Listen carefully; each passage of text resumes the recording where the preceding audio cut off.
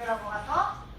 Je sais que c'est jamais très bien fait, et pourtant, ce sont des choses qu'il faut connaître et adopter et adapter pour qu'il n'y ait aucun problème en ce qui concerne la biosécurité et la biosureté, parce que ce sont les éléments clés, les éléments de base. Alors, avant de commencer et avant de parler des bonnes pratiques de laboratoire, je voudrais porter votre attention sur la définition, et comme vient de le dire Dr Molani, la biosécurité, c'est tout simplement la mise en œuvre d'un certain nombre de principes, de techniques, de pratiques de sécurité ou de confinement visant à prévenir ce qu'on appelle un risque accidentel d'exposition du personnel à des agents pathogènes ou à des toxines, ou leur libération, une libération accidentelle. Donc nous sommes dans le thème, dans le volet biosécurité. Ensuite, nous avons ce qu'on appelle la biosureté, et là, ça va être toujours la mise en place, mais cette fois-ci de mesures d'ordre administratif et de gestion du personnel pour réduire ce qu'on appelle le risque intentionnel. Donc de perte, de vol, de détournement, etc. Et ce qui conduit à ce qu'on appelle un mauvais usage ou un double usage jusqu'au bioterrorisme. Alors, le biorisque, qui est le thème de notre journée, ça va être tout simplement biosécurité et biosureté. Et c'est le biorisque. Alors, les bonnes pratiques de laboratoire. On en arrive. Alors, la définition, ça va être un ensemble d'aspects organisationnels et opérationnels qui doivent être mis en œuvre pour garantir qualité, reproductivité et intégrité des données.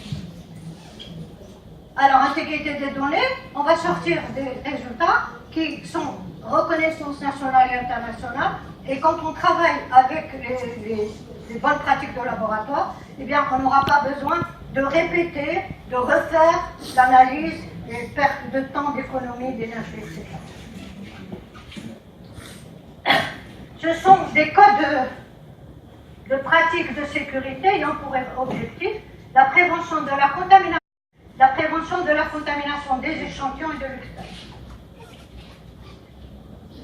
Alors, on ne va encore pas parler des bonnes pratiques sans savoir ce que c'est que l'agent biologique. Bon, j'espère que tout le monde sait que l'agent biologique est un micro-organisme, un parasite, un champignon, une culture cellulaire, un organisme génétiquement modifié. Alors tout ça susceptible de provoquer une maladie infectieuse, une intoxication, une intoxination, une allergie. Le risque biologique, donc, est lié à l'exposition des agents biologiques et des toxines, et l'exposition, si l'exposition est suffisamment importante et s'il n'existe pas de mesures de protection adaptées, les personnes sont contaminées et développent donc une pathologie. Ok, on a compris jusque-là, et tout ça pour vous expliquer pourquoi il faut avoir les bonnes pratiques au laboratoire pour ne pas être contaminé, infecté, contaminer les autres, contaminer l'environnement, et être sûr pour ne pas arriver jusqu'au double usage, un mauvais usage. Alors, les bonnes pratiques, bien sûr, comme vous a dit Dr Molani, il y a des niveaux de sécurité. De laboratoire, il y en a 4. Alors, les bonnes pratiques, tout simplement, ce sont un certain nombre de mesures qui sont adoptées. Alors, ces mesures doivent être adoptées selon le niveau de confinement, le groupe de risque des micro-organismes et donc des facteurs de risque présentés par l'agent. 3 choses qu'il faudrait connaître.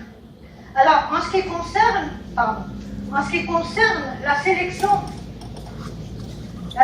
des niveaux de sécurité, donc on en a 4, elles sont en fonction, donc le niveau est fonction des exigences opérationnelles et techniques associées à la manipulation de l'agent, du groupe de risque et des besoins de conception et d'aménagement minimum pour une manipulation sans danger.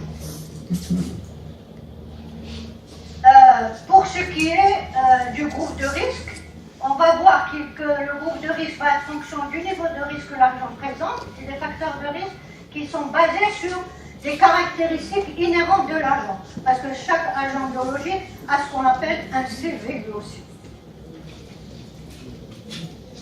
Alors, en ce qui concerne les facteurs de risque, ils sont fonction de la pathogénité infectieuse de l'agent, comme a dit Dr Mrani, du mode de transmission, il y en a beaucoup, il y en a d'autres, et des disponibilités ou non-disponibilités, c'est important, de mesures préventives et de traitements efficaces.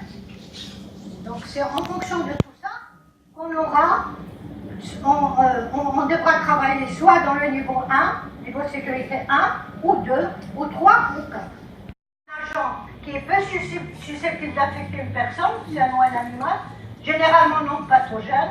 Bon, on prendra Escherichia coli non pathogène et Saccharomyces.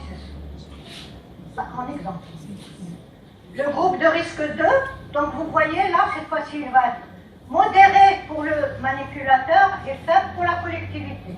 Agent susceptible de provoquer une maladie humaine ou un animal, mais théoriquement sans danger grave pour le personnel du laboratoire, collectivité, animaux et environnement, mais le risque est limité, peu probable, on parlait de probabilité tout à l'heure, et de risque. Il y a des mesures préventives et thérapeutiques efficaces, et ça sera par exemple salmonella, bon, il vaut mieux ne pas être infecté quand même, virus influenza, etc. Il vaut mieux quand même essayer d'être infecté. Le niveau, donc, groupe risque 3, vous voyez cette fois-ci, le risque est élevé pour le manipulateur, faible, toujours faible pour la collectivité. Vous voyez, les 3 groupes de risque, on est toujours là, faible pour la collectivité. Provoque une maladie, bien sûr, cette fois-ci grave, ou ayant de l'autre conséquence par rapport aux autres, la différence est là. Alors là, provoque un danger sérieux pour le manipulateur, cependant rarement transmissible par simple contact de personne à personne. Il y a encore, nous sommes encore dans les groupes de risque où il y a une prophylaxie et des traitements antimicrobiens. Par exemple, entre Bacillus anthracis, etc. Typhi, même Typhi. Ça reste toujours dans le groupe 4. Alors, le groupe 4, à la différence des autres, alors élevé pour le manipulateur, élevé pour la collectivité, bien sûr, ça va être Ebola, Lassa, Maroc, etc. Donc, maladie humaine très grave, vous connaissez, danger très sérieux, facilement transmissible, propagation élevée, etc. Et surtout, absence de prophylaxie et de traitement efficace. Est-ce que vous avez un peu vu les différences entre les 4 groupes? Alors, c'était bien, j'ai fait exprès, maladie, danger, la transmissibilité, pour que vous voyez un peu la différence entre les 4 groupes. Alors maintenant, on va parler des niveaux de sécurité et donc on arrive au laboratoire, aux installations. Au laboratoire, ces niveaux de qu'est-ce que c'est qu'un niveau de sécurité? C'est type d'aménagement adapté au confinement d'un agent selon le